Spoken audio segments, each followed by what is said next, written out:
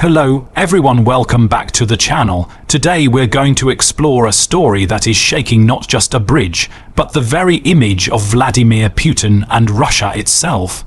Please don't forget to subscribe and like this video, because what we're about to break down will help you understand why the Crimean Bridge attack is more than just a strike on infrastructure.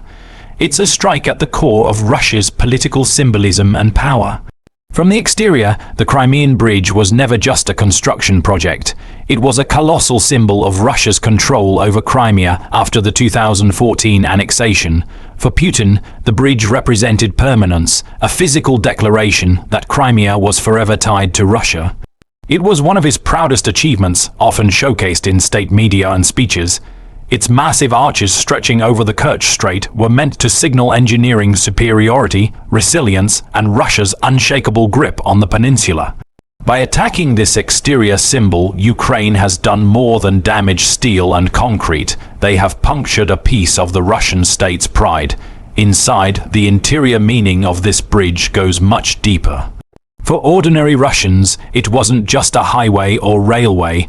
It was reassurance, proof that the government was in control, that despite war, sanctions, and international isolation, Russia could still connect its people to Crimea directly.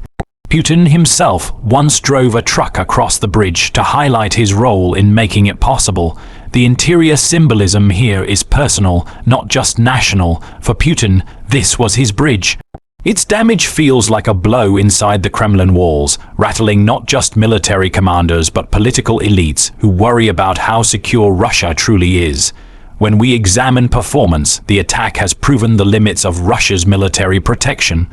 The bridge was supposed to be invincible, safeguarded by air defenses, naval patrols, and advanced technology.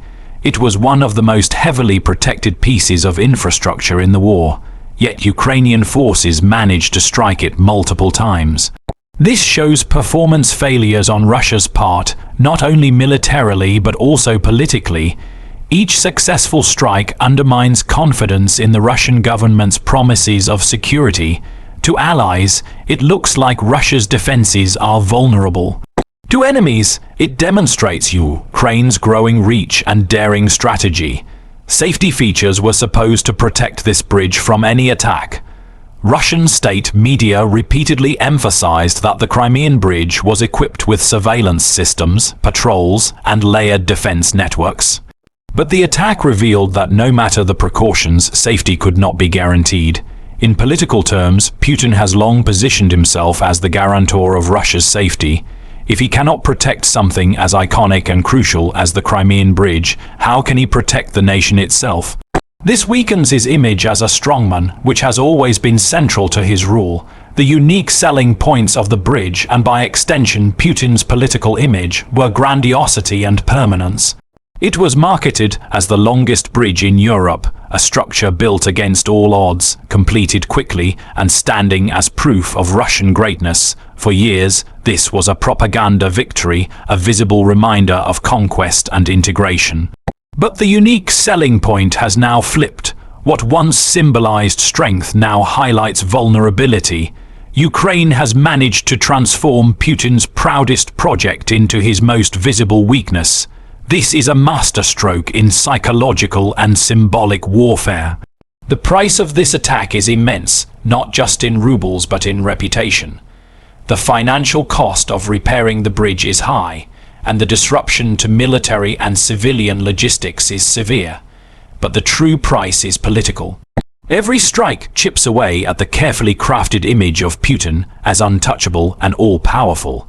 It makes Russians question whether their government can keep them secure.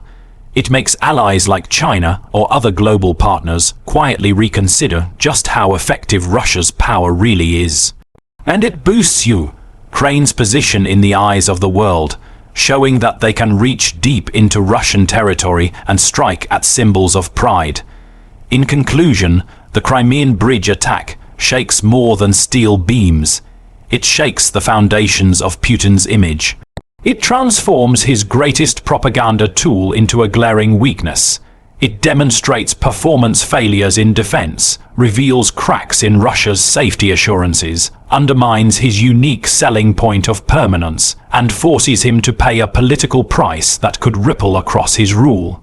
For Ukraine, it's not just about cutting supply lines, it's about cutting into the psychology of Russia's leadership. For Putin, every strike on the bridge is a strike on his reputation, his control, and his claim to invincibility. The world is watching, and nowhere is this impact felt more than in the Kremlin itself.